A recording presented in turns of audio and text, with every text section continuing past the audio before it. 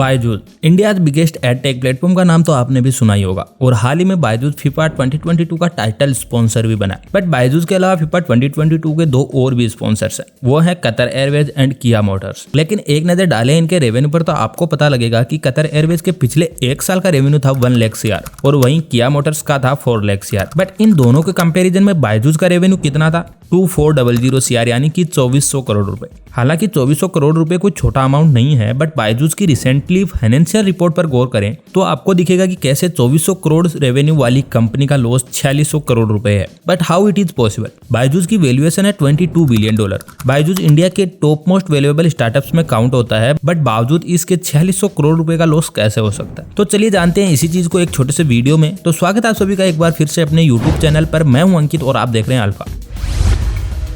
Video शुरू करने से पहले यदि आपने अभी तक भी चैनल को सब्सक्राइब नहीं किया तो जल्दी से सब्सक्राइब कर लीजिए और press the bell icon to get the notification very fast, ताकि आप ऐसे ही मजेदार कंटेंट को कभी मिस ना करें। तो चलिए जानते हैं पहले बायजूस की थोड़ी सी पुरानी हिस्ट्री के बारे में। तो आज से करीब 1 साल पहले बायजूस अपना IPO लाने वाला था, इंडियन स्टॉक मार्केट में नहीं बल्कि न्यूयॉर्क स्टॉक एक्सचेंज में। लेकिन ये सक्सीड नहीं हुआ। बट क्यों? इसके 4 रीजंस हैं, आइए जानते हैं इनके बारे में। बायजूस के अंडर में एक और कंपनी आती है जिसका नाम है व्हाइटहेड जूनियर, और इस कंपनी के एड्स तो कोविड पैंडेमिक में आपने भी बहुत सारे देखे ही होंगे। हर घर में कोडिंग सिखाने का एक सपना बनाया था व्हाइटहेड जूनियर ने, और इसी को लेकर काफी एड कैंपेन चले थे और जिसमें दिखाया गया था कि कैसे 6 से 7 साल के बच्चों को गूगल में जॉब मिल रही है और कैसे वो TEDx स्पीकर बन रहे हैं। कोडिंग के इस कोर्स के लिए पेरेंट्स ने 70,000 रुपीज तक पे किए थे, बट इस कोर्स के रिजल्ट्स पेरेंट्स के एक्सपेक्टेशन को जस्टिफाई नहीं कर पाए। काफी ज्यादा बैड रिव्यूज की वजह से कंपनी को अब नए कस्टमर्स भी नहीं मिल पा रहे हैं। तो अब व्हाइटहेड जूनियर कोडिंग को छोड़कर म्यूजिक एंड आर्ट क्लासेस को शुरू कर दिया है, और इन्हीं चीजों का असर दिखा है व्हाइटहेड जूनियर की फाइनेंशियल रिपोर्ट्स में भी, जहां पर रेवेन्यू के कंपैरिजन में लॉसेस काफी ज्यादा हो रहे हैं। अब जब कंपनी का फ्यूचर ही ब्राइट नहीं दिख रहा है तो एम्प्लॉयज का रिजाइन करना तो एक नॉर्मल सी बात है। एक रिपोर्ट के मुताबिक अभी पिछले कुछ दिनों पहले तक ही मोर देन 800 एम्प्लॉयज ने कंपनी से रिजाइन किया है। इस कंपनी का इंडियन मार्केट को कैप्चर ना कर पाने का एक रीजन और भी है, और वो ये है कि इसकी क्लासेज 1-to-1 पर्सन होती है, जिसकी वजह से इसके कोर्सेज काफी ज्यादा महंगे होते हैं। दैट्स व्हाई इंडिया के मिडिल क्लास के लोग इस टाइप के कोर्सेज को अफोर्ड नहीं कर पाते हैं, और इसी की वजह से कंपनी व्हाइटहेड जूनियर को दूसरे कंट्रीज में एक्सपांड करने का प्लान बना रही है। बट इसके लिए भी काफी ज्यादा फंडिंग की जरूरत होती है। व्हाइटहेड जूनियर बायजूस के टोटल लॉस में 26% से ज्यादा का योगदान दे रहा है। अब बात करते हैं दूसरे सबसे बड़े मेजर इश्यू की, तो वो है फेक सेल्स ऑफ कोर्सेज। अब इसको आसान शब्दों में बताने की कोशिश करता हूँ। एक्चुअली होता क्या है कि सभी कंपनीज के कोर्स को सेल करने के लिए मार्केट में सेल्स एग्जीक्यूटिव होते हैं, जो कि बायजूस के बिहाफ में इन कोर्सेज को सेल कर रहे होते हैं। हर सेल्स एग्जीक्यूटिव के नीचे कुछ ना कुछ सेल्स पर्सन होते हैं, और इन्हीं सेल्स पर्सन को एक टारगेट दिया जाता है, जैसे कि किसी भी सेल्स पर्सन को डे एंड तक एक कोर्स को सेल करना, और अगर ये अपने टारगेट को अचीव नहीं कर पाते हैं तो पर कोर्स उनसे कुछ डाउन पेमेंट लिया जाता है। अब ये प्रेशर कई बार इतना ज्यादा हो जाता है कि सेल्स एग्जीक्यूटिव अपना टारगेट अचीव नहीं कर पाते, और टारगेट को अचीव दिखाने के लिए इन्हें कई बार अपनी फेक सेल्स को दिखाना पड़ता है। और बायजूस की सेल्स टीम ये इसलिए भी कर रही होती है ताकि उनकी जॉब बची रहे। लेकिन आफ्टर ऑल इसका इंपैक्ट दिखता है कंपनी के ओवरऑल रेवेन्यू पर, जो कि फाइनेंशियल ईयर 2020 में 1603 CR था, और फाइनेंशियल ईयर 2021 में 60% से ज्यादा घटकर 987 CR रह गया।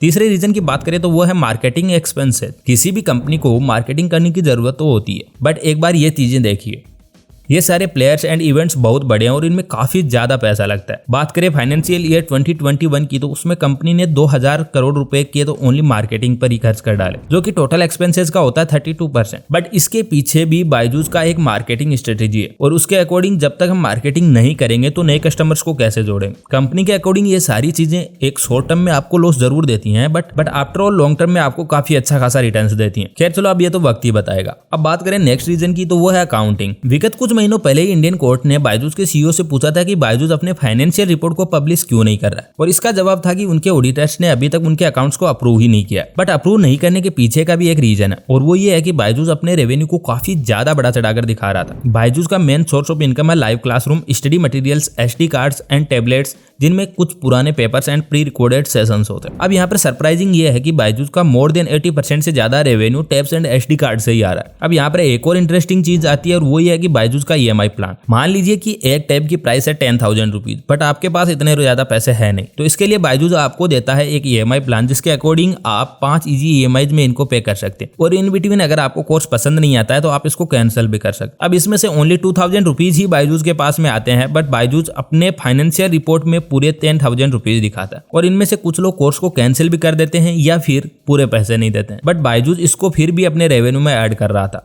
जिसकी वजह से रिपोर्ट्स में उसका रेवेन्यू काफी बढ़ा बढ़ा हुआ दिखाई देता है बट एक्चुअली में उतना होता नहीं। तो ये 4 मेजर रीजंस थे जिसकी वजह से बायजूस को इतना बड़ा लॉस हुआ। But according to Byju's CEO ये सब मीडिया की फेक हाइप्स हैं जो कि सही नहीं है, और इसके अलावा वो काफी ज्यादा काम कर रहे हैं फेक सेल्स को रोकने के लिए। कुछ एक्सपर्ट्स के माने तो 2021 एक हनीमून पीरियड था एडटेक स्टार्टअप्स के लिए, लेकिन अभी जैसे ही स्कूल एंड कॉलेजेस वापस से स्टार्ट हुए हैं इन सब का डाउनफॉल स्टार्ट हो गया है। खैर वो तो आने वाले 1-2 सालों में पता चलेगा कि बायजूस का स्ट्रगल कंटिन्यूअस रहेगा या वो अपनी इन चीजों को ओवरकम करेगा। तो कैसा लगा वीडियो नीचे कमेंट सेक्शन में जरूर बताना। मिलते हैं नेक्स्ट वीडियो में। Till then keep learning and keep exploring the things.